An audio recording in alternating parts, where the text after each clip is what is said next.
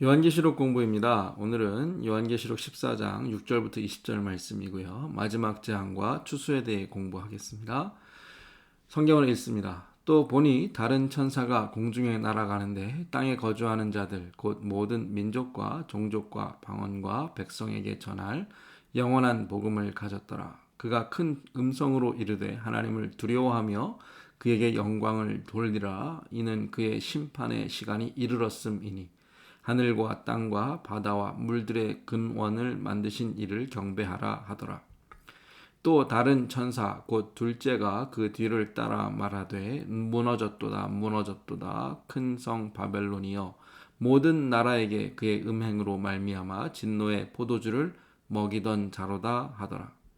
또 다른 천사 곧 셋째가 그 뒤를 따라 큰 음성으로 이르되 만일 누구든지 짐승과 그의 우상에게 경배하고 이마에나 손에 표를 받으면 그도 하나님의 진노의 포도주를 마시리니 그 진노의 잔에 섞인 것이 없이 부은 포도주라. 거룩한 천사들 앞과 어린 양 앞에서 불과 유황으로 고난을 받으리니 그 고난의 연기가 세세토록 올라가리로다.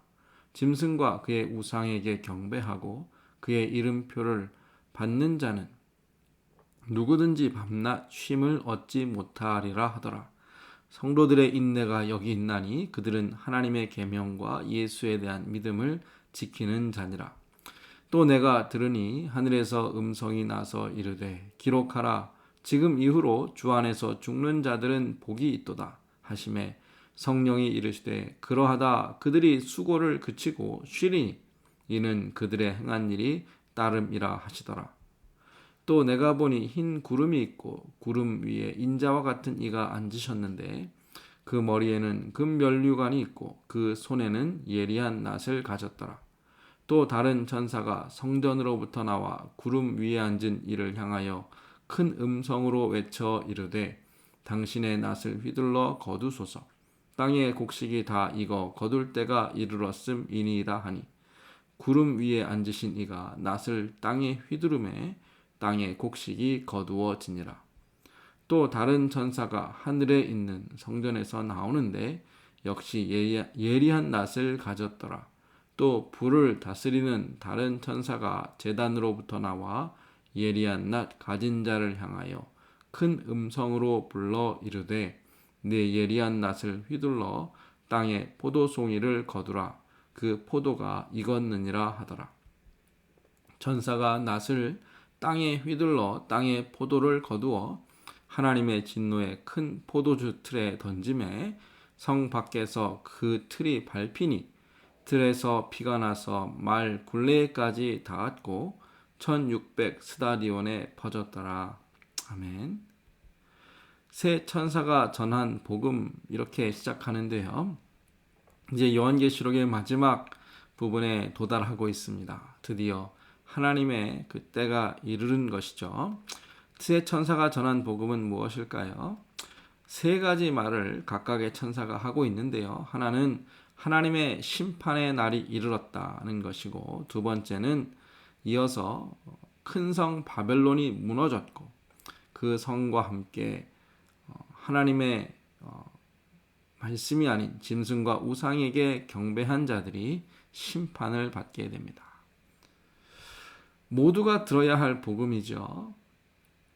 공중에 날아가는 천사라는 말인데요. 천사가 공중에서 이 소리를 외쳤습니다. 그 이유는 땅에 거주하는 모든 사람들, 모든 민족과 족속과 방언과 백성, 모든 사람들이 들어야 할 말씀이기 때문에 천사는 큰 음성으로 이 말을 전하고 있습니다.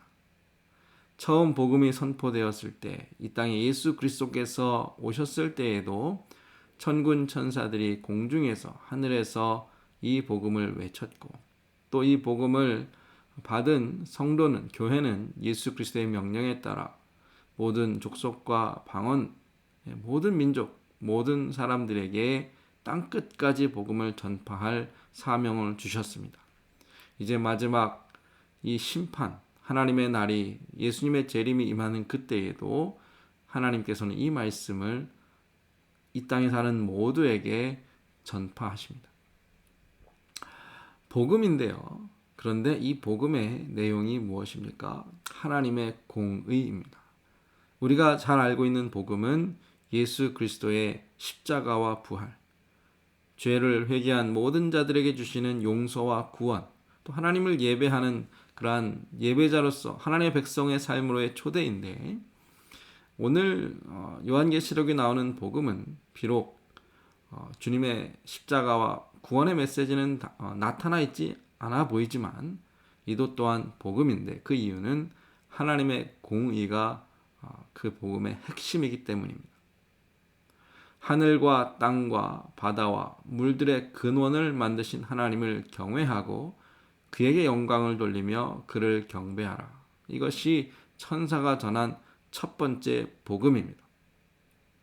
하나님을 예배하는 것, 오직 하나님만을 섬기는 것은 모든 인류가 들어야 할 말씀이고, 그 안에 참 생명이 있다라는 측면에서 이것은 분명한 복음입니다. 하나님의 심판을 말하고 있고 바벨론이 무너지고 또 멸망하였다라는 것을 외치고 있지만, 그것은 저주나 재앙이 아니라 하나님의 공의이고, 의로운 선한 하나님의 말씀에 순종하여 죽기까지 충성한 성도들이 인내할 수 있는 소망의 이유가 됩니다. 하나님의 심판은 복음입니다. 이 악한 세상에 하나님의 공의가 세워지는 것이 성도가 인내하고 미래의 소망을 가질 수 있는 유일한 이유가 됩니다. 그렇게 하나님의 심판을 말씀하고 있는데, 그 심판은 어떻게 나타나나요? 심판의 대상이 두 가지가 나오고 있는데, 하나는 바벨론으로 상징되는 악한 세상이고, 또 하나는 그 세상에서 그 바벨론을 따르는 하나님을 믿지 않는 우상을 숭배하는 자들이 심판의 대상이 됩니다. 큰 성 바벨론을 어떻게 설명하고 있습니까? 모든 나라에게 그의 음행을 먹인 자. 이중적인 의미가 있습니다. 모든 나라에게 진노의 포도주를 먹인 자. 직역하면 진노의 포도주를 먹인 것인데, 그 포도주는 음행으로 비롯됩니다. 음행은 영적인 음행, 우상 숭배이죠. 우상을 숭배한 자들, 세상이 하나님을 따르지 않고 사람들에게 우상을 따르게 한 결과 진노를 받게 됩니다. 술과 쾌락에 빠질수록 더 깊이 취하게 되는 것처럼, 음행이 더해지면 더해질수록, 세상에 악이 더해지면 더해질수록 하나님의 진노는 더 무겁게 되는 것입니다.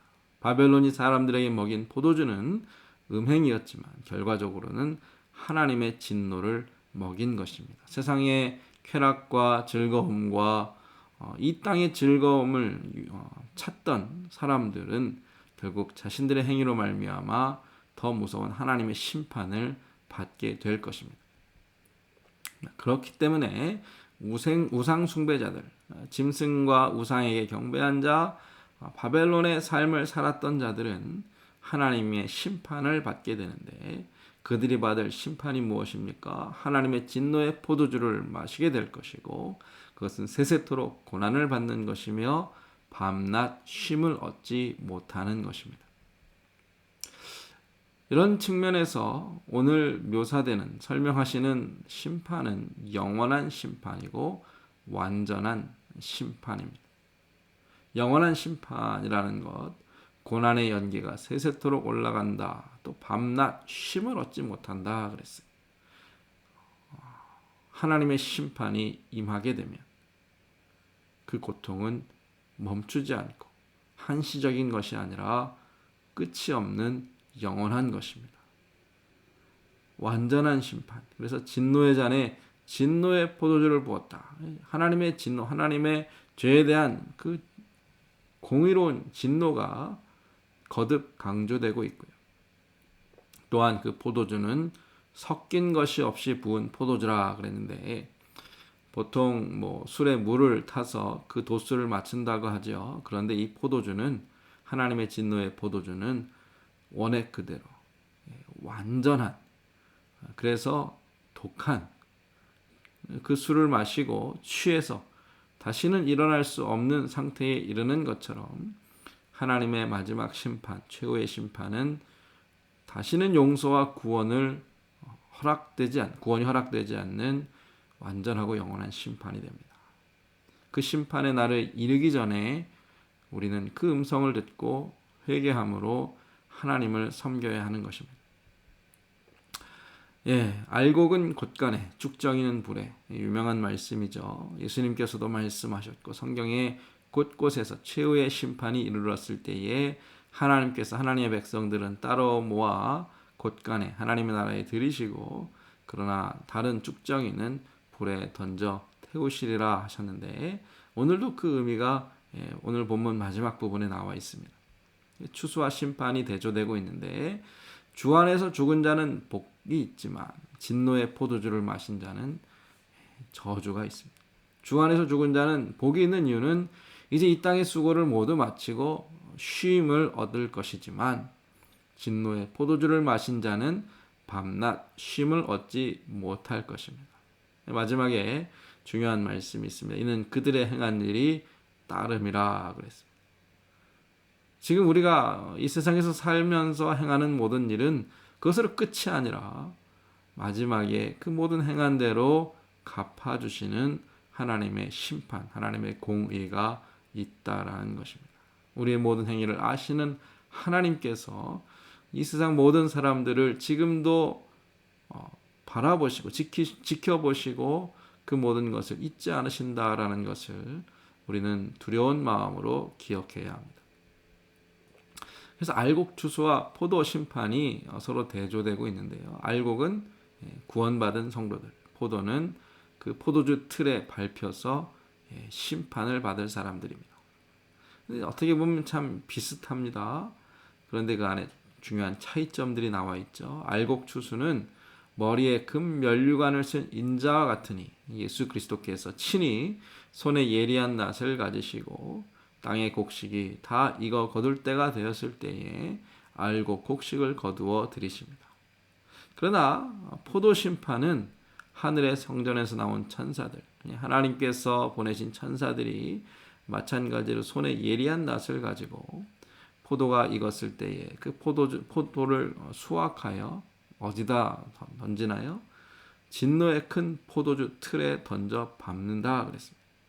그런데 그 진노의 큰 포도주 틀이 성 밖에 있다라는 것을 기억해야 합니다. 하나님 나라 밖에, 그 성문 밖에서 그 안에 들어갈 수 없이 진노의 큰 포도주 틀에 던져져 밟혀서 피가 그 온 땅을 적시는 그 끔찍하고 무서운 장면을 오늘 성경은 우리에게 경고로 보여주고 계시는데, 우리는 어디에 속한 자들입니까?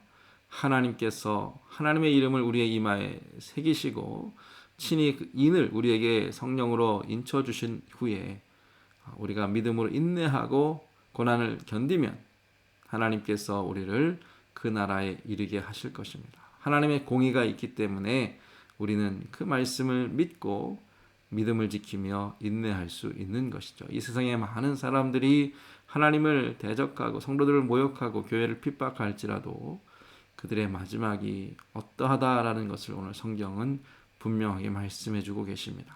이 말씀을 마음에 깊이 기억하고 마지막 때에 참 믿음의 사람들로 살아드리는, 하늘과 땅과 바다와 모든 물의 근원을 창조하신 하나님을 경외하고 영광을 돌리며 경배하는 저와 모든 성도님들 되시기를 소망합니다. 오늘 공부 마지막 제안과 추수 여기서 마치겠습니다.